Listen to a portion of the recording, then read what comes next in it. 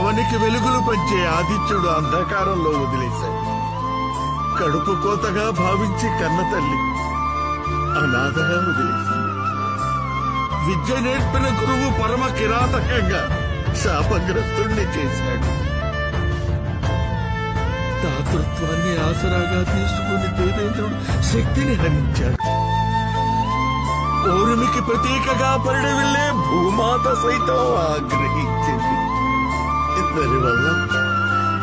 ఇందరి వల్ల శక్తిహీనుడనై నీకిచ్చిన వాగ్దానాన్ని నిలబెట్టుకోలేకపోయాడు మిత్రమా. నీ దయముందురా జీవితమంతా. ఈ జన్మకే కాదు హితుడా, జన్మ జన్మలకే ఈ రాధేయుడు నీ విధేయుడు మిత్రమా. ఆఖరి శ్వాస ఆసన్నమవుతుంది మిత్రమా. నీ ఒడిలో తలవాల్చడం పూర్వజన్మలో నేను చేసుకున్న